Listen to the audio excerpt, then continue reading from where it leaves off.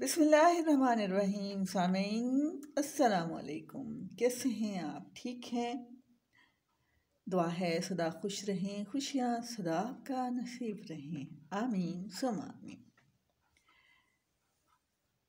जी listeners, आपने देख तो लिया होगा, टाइटल से अंदाज़ा भी हो गया कि हम आज नावल पंछी पेश करने जा रहे हैं।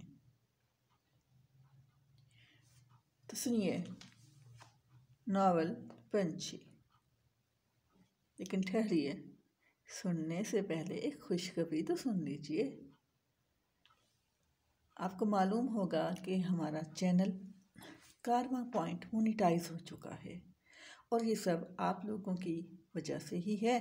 आप लोग अगर ये मेरा कारवां पॉइंट सब्सक्राइब ना करते, सुनते नहीं, दिलचस्पी ना लेते मेरे कारवां पॉइंट में, तो ये किसी सूरत मुमकिन ही नहीं था कि मेरा चैनल सब्सक्राइब हो पाता।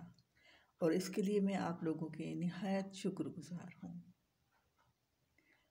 और हाँ, अब अगर आप में से किसी ने मेरा चैनल अभी तक सब्सक्राइब नहीं किया तो आपसे इल्तिमास है कि कारवां पॉइंट को सब्सक्राइब करके बेल आइकन प्रेस कर दीजिए। लाइक के बटन के साथ साथ कमेंट करना मत भूलिएगा। कमेंट ही हमारी खुराक हैं, हमारी हौसला अफजाई होते हैं। जी सामीन, अब बढ़ते हैं हम नावल की तरफ। आपको ज़्यादा इंतज़ार नहीं करवाते। जी,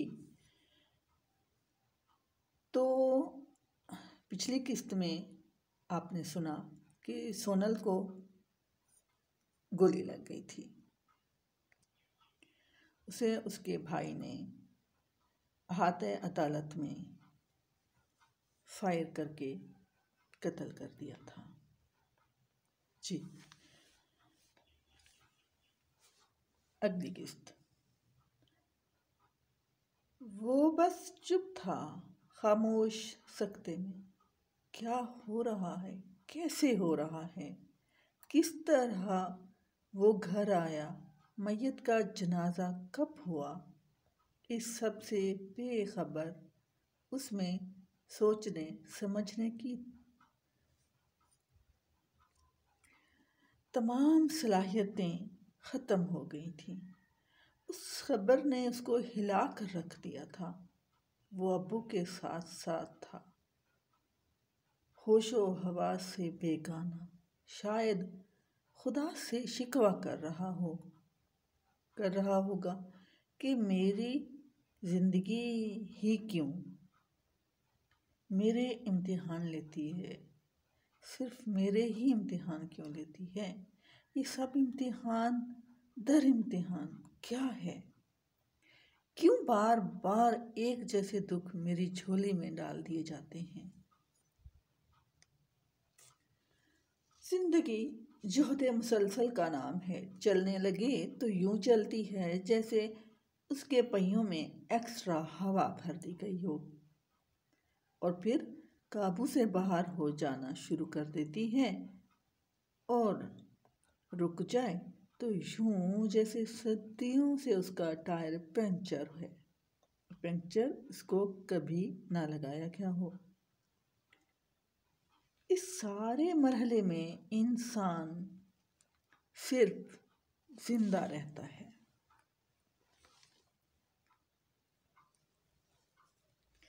दरअसल जिंदा रहना ही बेजारी और वक्त गुजारी का दूसरा नाम है। और जीना ही तो है जो इंसान को कम से ज़्यादा, कदीम से जदीद और रोने से सहने की तरफ गामजन करता है। शान ने जीना छोड़ दिया।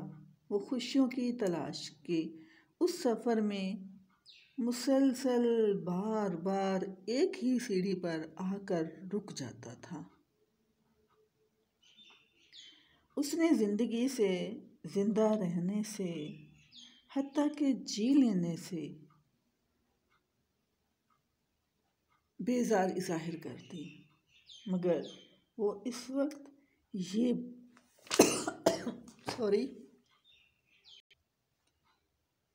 भूल रहा था कि अल्लाह पाक की ज़ात इंसान को आजमाइशों में डालती है, उन आजमाइशों में जो वो पूरी कर सके। और हर गम के बाद खुशी ज़रूर है, क्योंकि हर डूबता हुआ सूरज खुदा हाफिज़ कहने से पहले चहक चहक कर ये ज़रूर कहता है कि मैं कल फिर आऊँगा और अपनी पूरी आबोताब के साथ आऊँगा। मगर ये औलाद आदम है सदा की नाशुक्री, ये कुदरत के भेद न जान पाई है, न जाने और न जानने की कोशिश करती है।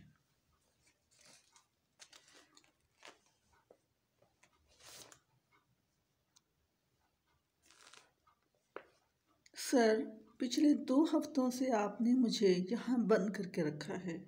आखिरकार क्यों आप मेरा यकीन नहीं करते? शारिया सर सिकंदर से पूछ रही थी। आप वक्त आने पर चली जाएंगी, सब्र करें। मेजर मुस्तफ़ा कुर्सी पर दराज होते हुए बोले। और अगर ये 2 दिन में वक्त ना आया तो मैं खुद वो दिन ले आऊँगी। और ये मेरी धमकी नहीं, वो अब उन्हें तंबीह कर रही थी। अब चूंकि ऑफिसर से उसकी मुलाकात करवाई जा चुकी थी और उन्होंने क्लियर कर दिया था, इसलिए उसके वालिद को बुलवा लिया गया। अरमान साहब को सारी सूरत हाल से आगाह कर दिया था और वो इस्लामाबाद एकेडमी आ गए थे। मुलाकात का कमरा तैयार था। एक मेज़ पर जग गिलास रखे हुए थे, लाइट काफ़ी तेज थी और खुफिया कैमरे नस्ब थे, जिसका इल्म शारिया को था। वो आखिरी बार उसके वालिद से मुलाकात को देखकर तसल्ली करना चाहते थे कि वो असली शारिया ही है, क्योंकि अगर नकली होगी तो वालिद का इस्तकबाल पुरतपाक ना करेगी।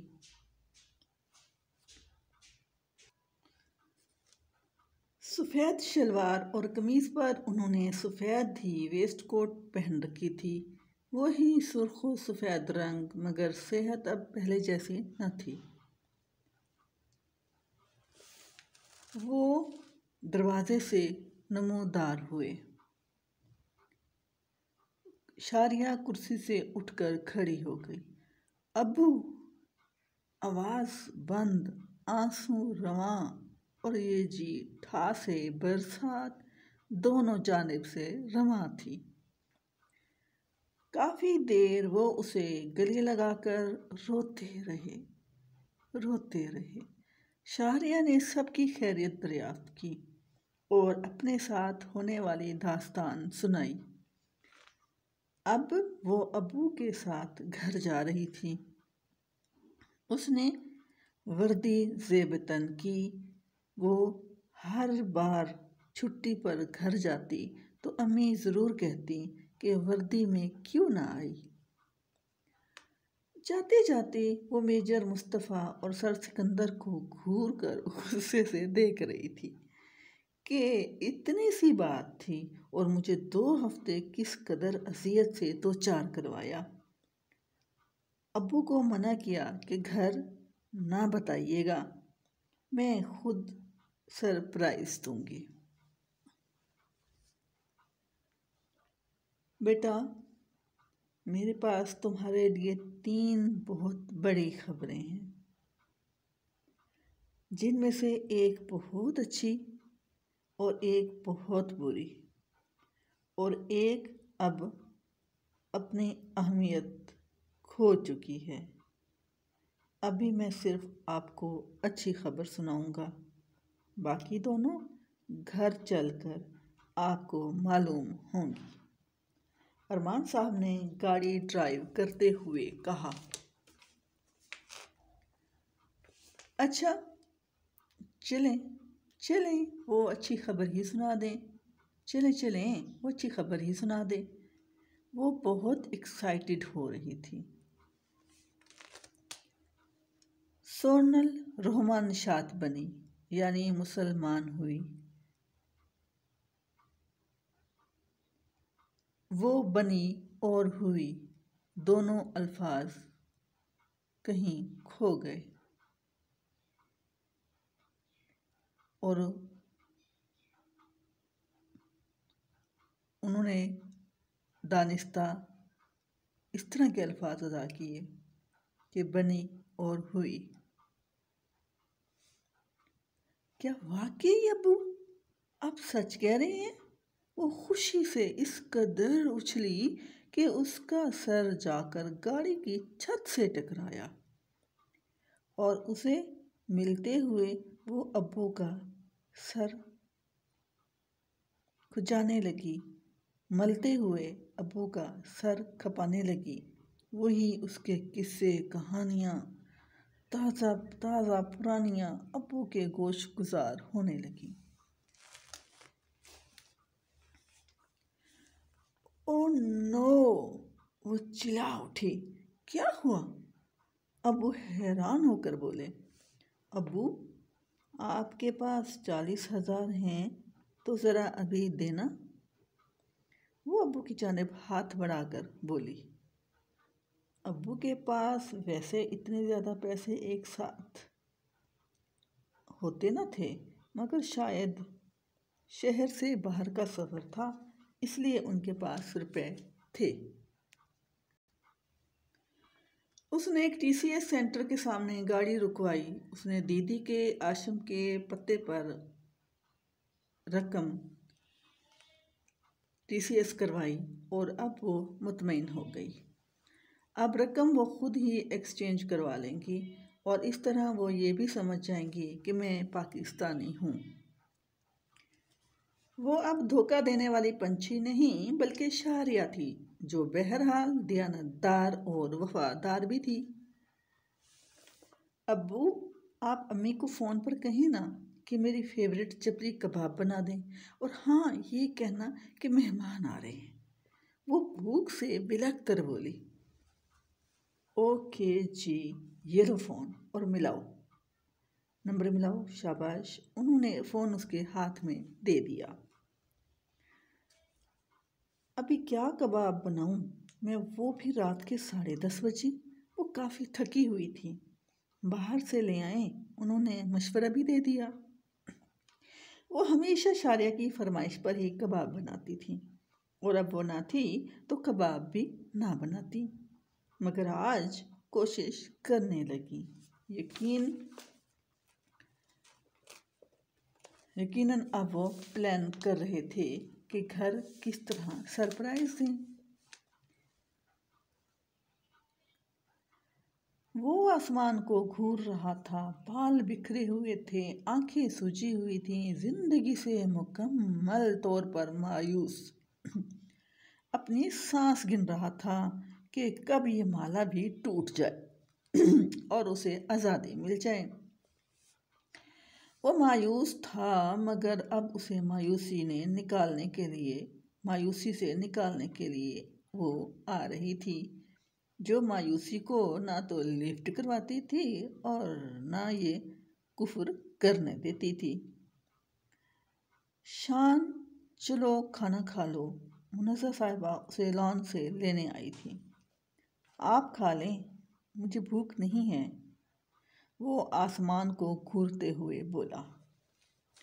बेटा, मरने वालों के साथ मरा नहीं जाता, पहले भी समझा चुकी हूँ। इसमें भी अल्लाह ही की कोई हिकमत होगी। वो भी शायद इतनी ही सांसें लिखवा कर आई थी। आज तीसरा दिन है, तुमने कुछ नहीं खाया। ज़रा देखो तो, आंखें अंदर को धंस गई हैं। तुम्हारी सेहत दिन ब दिन खराब होती जा रही है। कुछ तो हम सोच लिया करो। मुनज़्ज़ा साहिबा उसे इस हाल में देखकर बर्दाश्त ना कर पा रही थी। अम्मी आप बताएं ना, मैं क्या करूं? हर बार ये सब मेरा ही मुकद्दर क्यों होता है। वो गुस्से से कुर्सी पटक कर चिल्लाया। नहीं शान बेटा, ऐसा नहीं कहते। अल्लाह ताला तुमसे बहुत ज़्यादा प्यार करते हैं, क्योंकि वो हमेशा अपने प्यारों को ही आजमाइश देते हैं। वो उसे प्यार से समझा रही थी। वो अब उसे पकड़कर अंदर ले जाने लगी। अजलाल ने हॉर्न की आवाज़ सुनकर दरवाज़ा खोला। अम्मी रात के 12 बजे दरवाज़ा ना खोलती थी। वो जो ही कुंडी लगाकर पीछे मुड़ा, यूं लगा कोई अंदर कमरे की जानिब बढ़ा, मगर वो उसे अपना वहम समझकर अंदर आ गया। अजलाल, अजलाल, बाहर क्या कर रहे हो? अंदर आओ और ये दरवाज़ा भी बंद कर लो, अब्बू ने उसे खड़ा देखकर कहा। वो अब्बू, और कौन आया है? वो डरकर बोला। नहीं तो कोई नहीं है, तुम अंदर आ जाओ। वो नफी में सर हिलाते अंदर चले गए।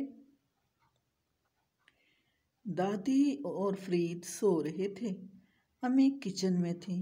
अजलाल, मेहमानों को बिठाओ, बिरयानी मैंने गरम कर दी है, कबाब और चटनी भी तैयार है, और रोटियां मैं डाल रही हूँ। वो अपने ही सुर में मगन बोल रही थी। उफ, ये बत्ती, इसे भी अभी जाना था। एकदम लाइट के चले जाने पर अम्मी बोली। अजलाल, जा ये लाइट पकड़ और मेहमानों के पास रख। अम्मी ने टॉर्च अजलाल को थमाते हुए कहा। कौन मेहमान? अब्बू तो अकेले आई हैं।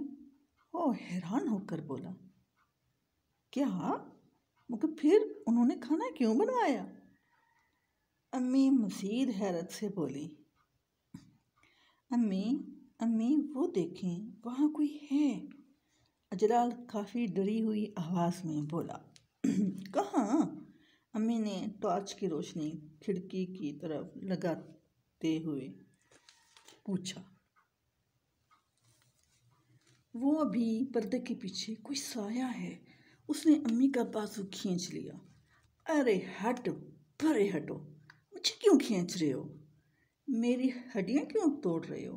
अम्मी ने उसे परे हटाया और कहा।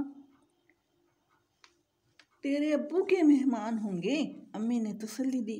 अम्मी, अब्बू अकेले आए हैं और अब्बू अपने कमरे में चले गए हैं। अजलाल बाकायदा मिनमिना रहा था। दरवाज़ा तो बंद है ना? अम्मी ने सरगोशी की। शायद नहीं, वो बोला। तो अब? अम्मी डर गई थी। भागो भागो भागो! अम्मी और अजलाल अम्मी को किचन के दरवाजे पर छोड़कर खुद सीढ़ियों पर चढ़ गया।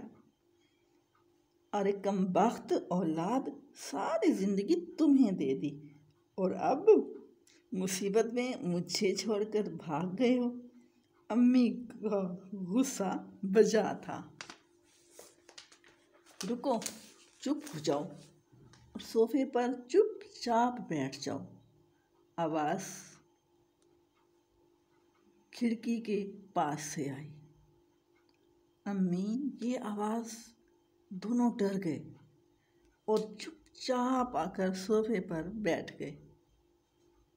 सच सच बताओ मिसेस अरमान, कितने कबाब बनाए हैं और कैसे हैं? आवाज़ दोबारा आई, मगर काफ़ी करख्त थी। थूक निकलते हुए अम्मी बोली, 10 कबाब हैं और मज़े के हैं। जाओ खाना लेकर आओ। आवाज़ फिर आई। वो दोनों उठ गए। रुको, एक जाओ। फिर आवाज़ आई। अम्मी खाना ले आए, वो कबाब चटनी पर अम्मी खाना ले आई।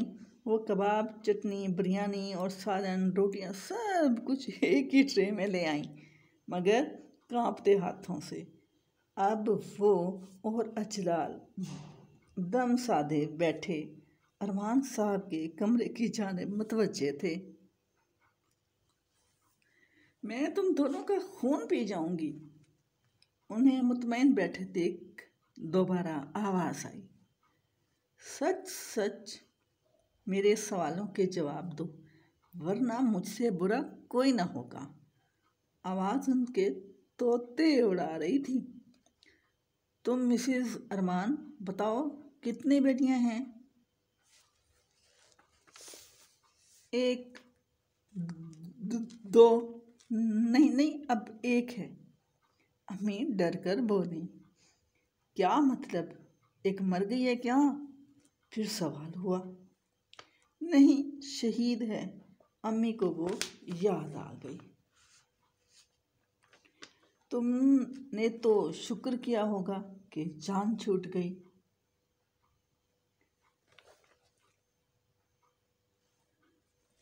माँ को आवाज़ थोड़ी जानी पहचानी सी महसूस हुई, लेकिन उन्होंने इसे अपना वहम समझा। फिर बोली, नहीं, मेरे जिगर का टुकड़ा थी। मैं तो उसे हर दम याद करती हूँ। अम्मी रो दी। क्या अगर मैं उसकी रूह से तुम्हारी मुलाकात करवा दूँ तो तुम क्या करोगी? आवाज़ फिर खिड़की की तरफ से आई। क्या रूह और शारिया? अम्मी, खुदा का खौफ करें, आपके ईमान का इम्तिहान है। ये रूह कोई नहीं आती। अजलाल धाड़ा और भूल गया इस वक्त किन हालात से दो चार है। तुम चुप करो, 200 रुपए की परफ्यूम इस्तेमाल करने वाले, आवाज़ आई फिर, वो भी बड़े मज़े की। अजलाल की आंखें फटी की फटी रह गईं। सुनो मिस अरमान, मैं शारिया की जन्नत में हमसाई हूँ। मेरा नाम फरही है और वो तुमसे मुलाकात करना चाहती है। और हाँ, तुम लोग जहाँ हो वहीं बैठे रहो। वो आएगी, उसके करीब जाने की कोशिश ना करना, वरना वो गायब हो जाएगी। और हाँ, तुम ज़रा उससे खाने का पूछ लेना, और अजलाल ज़रा अच्छी सी चाय बना लाना। अब अपनी आंखें बंद करो और 2 मरतबा सूरत अल-फातिहा पढ़ने के बाद ही दोबारा खोलना। अगर पहले खोल ली तो फिर साथ ही लेकर जाना पड़ेगा तुम्हें। वो वर्दी में थी, फौरन से आकर सामने वाले सोफे पर बैठ गई और कबाब खाने लगी। शारिया शारिया तुम? अम्मी खुशी से चीख उठी और उसकी जानिब लपकीं, मगर अजलाल ने पकड़ लिया। वो खुद भी रो रहा था। खाना खाना खाना खाना खाना खाओ। अम्मी उसे आंखें रगड़ते देखकर बोली। मैं जाता हूँ चाय के लिए। वो कुछ याद करते हुए उठ खड़ा हुआ। सुनो, अच्छी सी चाय बनाना, और हाँ, वो मेन स्विच से लाइट भी ऑन कर लो। शारिया थी तो शारिया ही बेवकूफ़ कहीं की बोल उठी कि लाइट ऑन कर लो। अजलाल भी उसी का भाई था। वो भी बड़ा फौरन उसे अब्बू के पास गया। मिसेस अरमान, ये तो बताओ, तुमने कबाबों में नमक इतना कम क्यों डाला है? क्या ब्लड प्रेशर हाई है? वो कबाबों पर इंतहाई बदतहजीबी से हाथ साफ करते हुए बोली। शारिया की बच्ची, ये आवाज़ अजलाल की थी, जो ऊपर अब्बू के कमरे से आई। अब्बू से सच जानकर वो चीखा, मगर अब्बू ने अब उसके मुंह पर हाथ रखते हुए कहा, खामोश। शारिया ने ऊपर देखा। जी, हालात को तो वो खुद आउट ऑफ कंट्रोल कर चुकी थी। वो जल्दी से उठी और बोली, मिसेस अरमान, ज़रा अपना मोबाइल दो, एक सेल्फी तो ले लूँ ना। अम्मी ने जो ही मोबाइल के लिए किचन की तरफ कदम बढ़ाए, वो दोबारा सोफे के पीछे छुप गई। अब्बू अब नीचे आ गए थे और अम्मी बोल रही थी, खुदा की कसम, अभी यहाँ शारिया की रूह आई थी मुझसे मिलने, और ये कबाब भी उसी ने खाए हैं, और ये अजलाल भी तो मेरे साथ था ना। अम्मी प्लेट उठाए कबाब उन्हें दिखा रही थी। अम्मी, मैंने तो यूं ही दरवाज़ा खोला, मैं ऊपर चला गया था, मेरी तो आपसे बात ही ना हुई थी। अजलाल ने सांप की तरह केंचली बदली। ना करो, यकीन ना करो, मगर मेरी शारिया आई थी मुझसे मिलने। अब वो सारों कतार रोने लगी। वो सोफे के पीछे से निकल आई और अम्मी के गले लग गई। ये जिंदा है, ये जिंदा है, बस तुम्हें सता रही थी। अजलाल और अरमान साहब खुशी से चहक रहे थे। मेरी शारिया। अम्मी अब उसे मुसलसल चूम रही थी और बार बार यकीन कर रही थी कि ये उनकी अपनी शारिया ही है। अम्मी को इससे गर्ज न थी कि इतना अरसा कहाँ थी, बस वो आ गई, इतना ही काफ़ी था।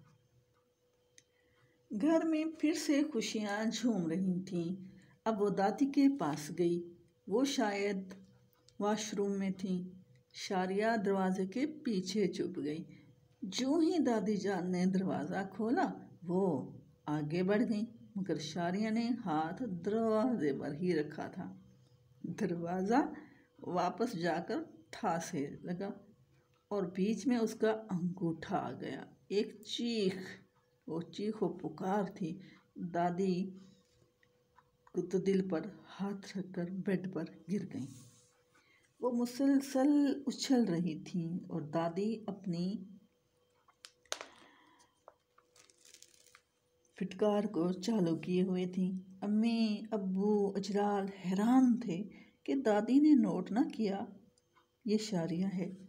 अरे कमबख्तो, कितनी मर्तबा कहा है कि देख कर चला करो, मगर मेरी बात तो कोई नहीं सुनता। दादी बोले जा रही थी। अम्मी, ये चश्मा पहन लें। अरमान साहब ने उन्हें चश्मा दिया।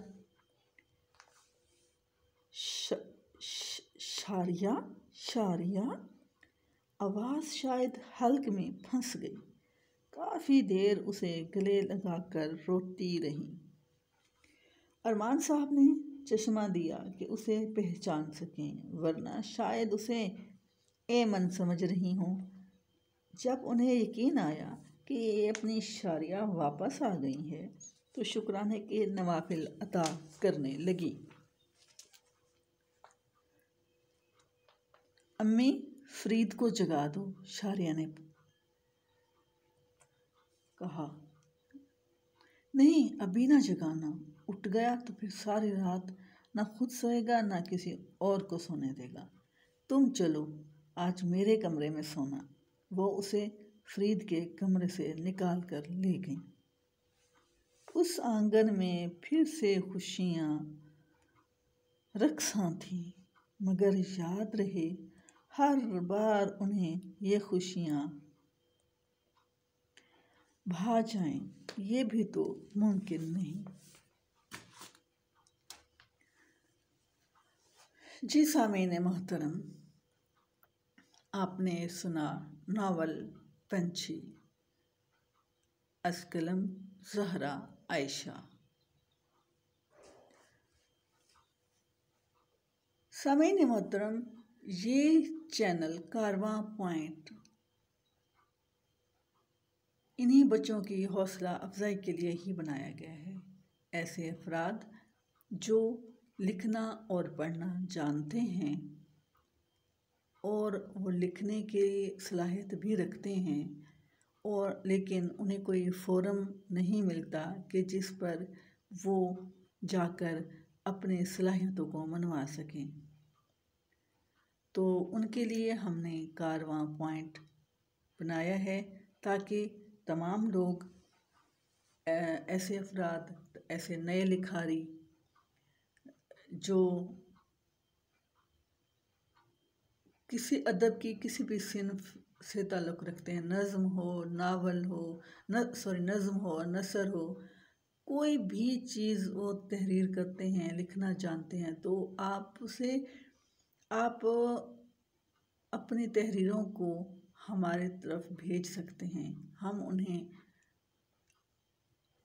बाकायदा तौर पर नशर करेंगे, वो भी बिला मुआवजा।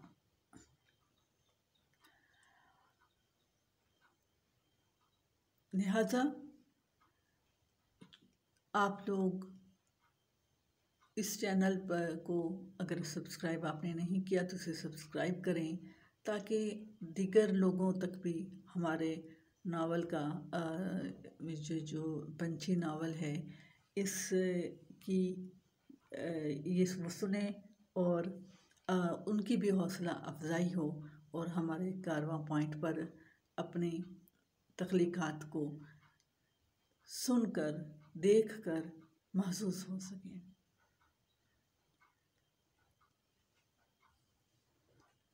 इसके साथ ही आपसे इजाज़त चाहूँगी, लेकिन जाने से पहले आपसे दोबारा इल्तिमास करूँगी कि अगर आपने अभी तक ये चैनल सब्सक्राइब नहीं किया तो सब्सक्राइब करके घंटी का बटन दबा दीजिए ताकि आने वाली हर वीडियो आप तक बर वक्त पहुँच सके।